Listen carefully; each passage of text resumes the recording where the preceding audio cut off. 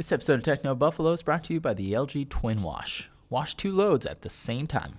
Smart watches, smart phones, smart cars, smart everything. And as more and more of these smart objects start to permeate our places of inhabitance, we get closer and closer to a truly smart home. Not smart house, like Katie Sagal in the Disney Channel original movie, a smart home, like a place where you live that makes your life a little bit easier by automating some of the things that you would normally do on a daily basis anyway. Well, how is a smart home even possible?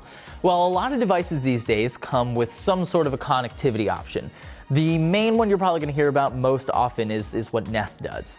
It's got Wi-Fi connectivity. So it connects directly to your Wi-Fi network, connects directly to the internet, can do things like pull updates, find information about the weather, see what temperature it is outside, do all kinds of fun stuff all over Wi-Fi. But if you want to have some conversations between the devices in your home locally, you're going to need a different technology because Wi-Fi needs to go to the internet and then back down.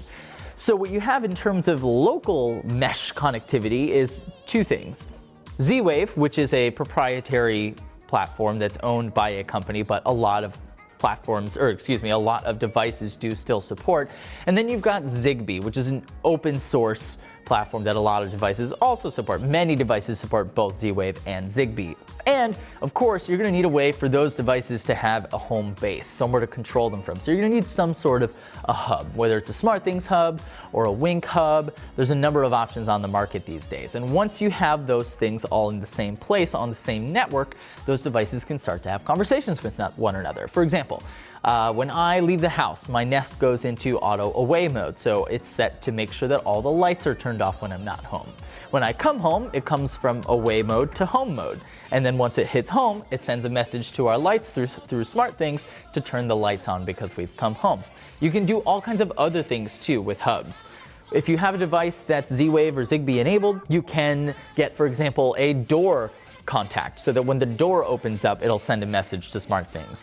You can do things like motion sensors. So if someone has broken into your home, it'll send an alarm off or send you a text or send you a phone call. You can also do things like moisture sensors. So you can set up really cool stuff at home with like a Raspberry Pi. Stick a moisture sensor into one of your important plants. When it needs water, you can set it to automatically water itself, or at the very least, send you a text when it needs it. There's also one other platform that's on its way that was announced from Google this past year at I/O. Google Weave is the latest entry into the sort of Internet of Things mesh network situation that we're looking to build in our homes. Weave is also open source, just like Google's stuff tends to be, and Android is basically shrunk down to run on tiny, tiny devices, whether it be a dishwasher, coffee machine, or in this case, a washing machine. It doesn't actually run on the LG Twin Wash line, but they do have a lot of connectivity. They've got NFC and Wi-Fi on these things, and they're actually really nice washers. It's a front-loading washer, and you can get a cute little tiny pedestal washer for underneath it as well, so you can do two loads at the same time. But since it's Wi-Fi enabled, it'll let you know on your phone when your run is done. It'll also allow you to do things like download cycles from the internet, like from a curated list if you need to do, colored stuff, or you need to do all whites or just delicates or certain kinds of fabrics. You can download those cycles from the internet, and you can just not wash. You don't want to wash your washing machine in progress. You want to watch your wash in progress, which you can totally do from the app. But that's not all though. There's all kinds of other devices that we can do in our home these days. You can get a Wi-Fi enabled coffee machine so that when your alarm goes off in the morning, your coffee is already going by the time you go downstairs. You can get a Nest Protect, which is basically very similar to a Nest, but it's focused on carbon monoxide and smoke detection.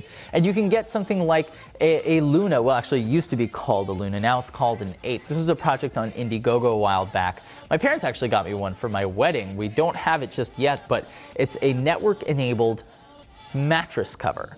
So it actually uses a ton of sensors to track the way that you sleep, make sure that you wake up at the right time in between REM cycles, and it even heats the bed for you. And that's a great way to let your coffee maker know when you've actually gotten out of bed. So as more and more of these things that we would tend to have in our homes become Wi-Fi and connectivity enabled, we get closer and closer and closer to a smart home, which I, for one, think is incredibly cool. But what do you guys think? Is a smart home something that you're excited about, or are you like my wife and think that's probably a little more on the grid than you would like to be? If you're into smart homes, let me know what devices you have at home. I would love to hear your experiences with a Wink Hub, because my SmartThings hub is pretty old since it's a backer version and I need to replace it soon anyway. Anyway, thank you guys so much for watching. I really appreciate you guys taking the time. Be kind to one another, and I'll catch you in the next video.